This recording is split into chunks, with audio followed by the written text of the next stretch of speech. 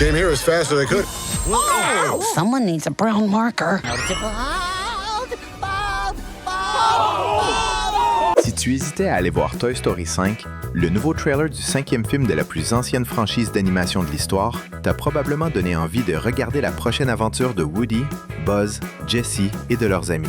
Mais est-ce que tu as remarqué une référence à un autre film historique de Pixar dans le trailer, ou que l'animation fait une blague un peu lourde au doubleur original de Woody, Tom Hanks? Thank you.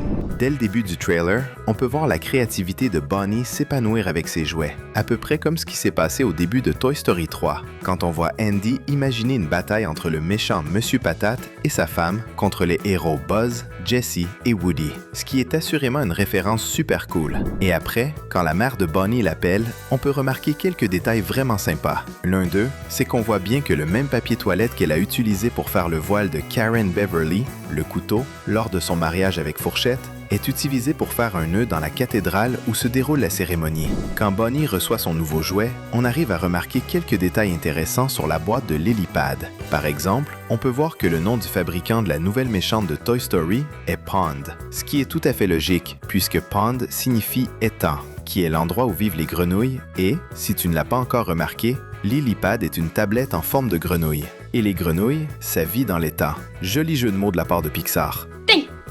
En même temps que Bonnie ouvre sa boîte et est super heureuse de son nouveau jouet, on peut voir quelque chose d'un peu triste se produire. Jessie et son fidèle cheval, Pile-Poil, sont jetés sur la chaise et ont littéralement les yeux tournés vers la fille et son nouveau jouet.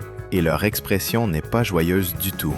En plus de ça, on peut remarquer que la petite continue à jouer avec la Lily-Pad pendant un bon bout de temps. Et Jessie ainsi que Pile-Poil sont toujours là, à la même place et dans la même position, totalement mis sur la touche.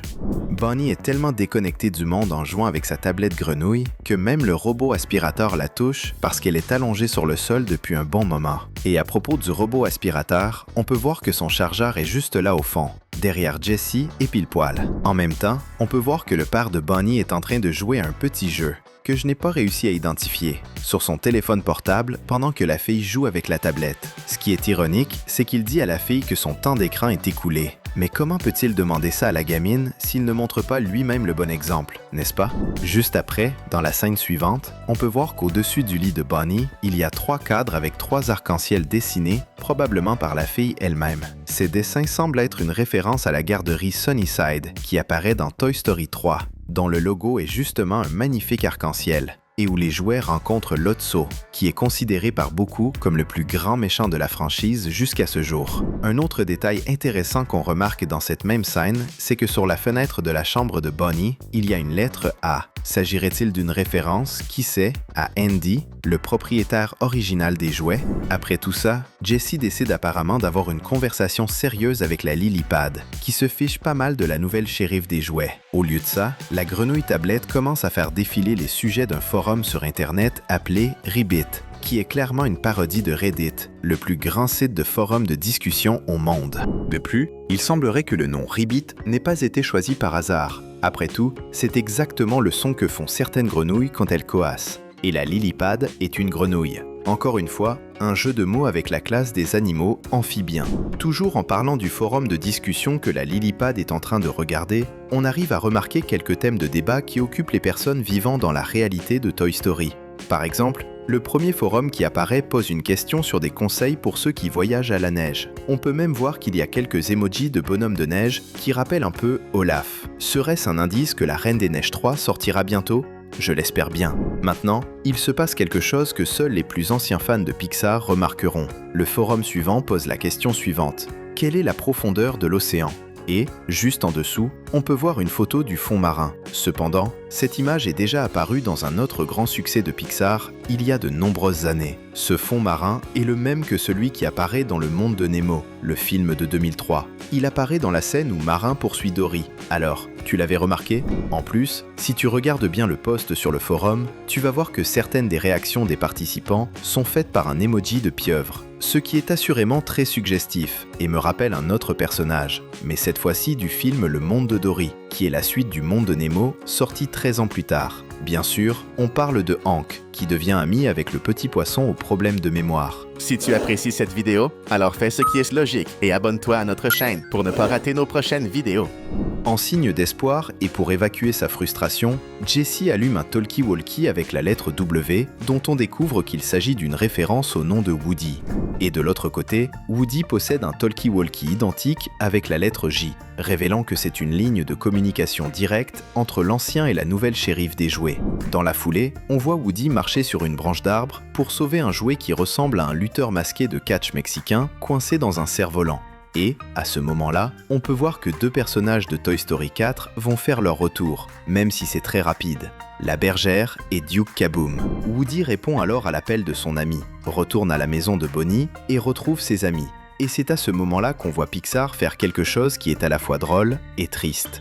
Une lumière se reflète sur le nouveau crâne chauve de Woody, aveuglant temporairement ses collègues jouets. Bien sûr, les jouets ne perdent pas leurs cheveux, mais la scène est une blague adressée à Tom Hanks, qui est la voix originale de Woody depuis sa création en 1995 lors de la sortie du premier film Toy Story. C'est parce que, si l'on compare le Tom Hanks de 1995 et celui de 2026, on peut remarquer qu'il a beaucoup moins de cheveux, tout comme Woody. Ce qui signifie que c'est un signal de la part de l'équipe de Disney Pixar, indiquant qu'officiellement notre cow-boy le plus célèbre de l'animation est en train de vieillir. Après tout, plus de 30 ans se sont écoulés. Juste après, on voit que derrière les bottes et les jambes de Woody, il y a un tableau noir avec des nuages dessinés dessus. Et probablement, ce n'est pas Bonnie qui a fait ces nuages, mais plutôt l'un des plus anciens jouets de la fille. C'est parce que ces nuages sont une référence claire au papier peint rempli de nuages qui se trouvait sur les murs de la chambre d'Andy quand il était encore tout petit. En plus de ça, sur le mur derrière Woody, on peut voir un autre autocollant d'arc-en-ciel collé, ce qui est une confirmation de plus que Bonnie adore vraiment les arcs-en-ciel.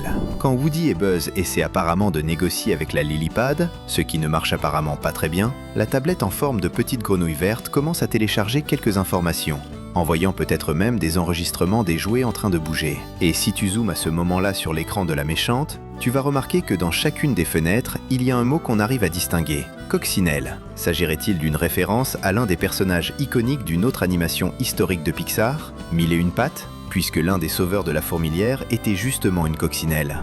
Mais il existe une meilleure théorie. La Lily-Pad envoyait probablement les vidéos à l'une des camarades de Bonnie, celle qui possède une version de la tablette maléfique de couleur rouge avec des points noirs. Un peu comme si c'était une coccinelle, indiquant que son plan pourrait vraiment être d'exposer les jouets à tout le monde entier. Dans la suite du trailer, on peut remarquer quelque chose de très intéressant et dont nous sommes sûrs que tu ne t'es même pas rendu compte. Bonnie jette Jessie et Pile-Poil sur la banquette arrière de la voiture de sa famille. Et si tu mets sur pause à ce moment-là, tu vas voir qu'il y a une personne à la peau noire et aux vêtements rouges sur le côté de la scène. C'est probablement la même fille qui tient une version bleue de la Lily-Pad et regarde avec surprise en direction de Bonnie quand elle montre justement Jessie et Pile-Poil. D'ailleurs, tout indique que la scène où Bonnie et les trois filles qui étaient sur les escaliers sont réunies, chacune trifouillant sa propre tablette, doit en toute logique s'être déroulée juste après, montrant que le processus de Bonnie de laisser ses jouets de côté semble se produire à cause d'une pression sociale de la part de ses nouvelles camarades. Puis arrive le moment que beaucoup attendaient. Une armée de Buzz l'éclair apparaît au bord d'un lac et, apparemment, ils arrivent dans un campement, puisqu'il y a une tente en arrière-plan. Juste après, on peut voir plusieurs de ces mêmes figurines de Buzz à l'arrière-plan de la scène où le Buzz original se trouve avec Jessie et Woody. Et ce n'est pas tout. En plus des nombreux Rangers de l'espace, on peut voir plusieurs chevaux en jouets en arrière-plan aussi, qui sont les mêmes jouets qui apparaissent en train de chevaucher dans le parking avec nos protagonistes. Et dans cette scène des jouets chevauchant dans le parking, on peut voir que les trois autres nouveaux personnages sont aussi avec Jessie, Buzz et Woody, comme Smart Pants.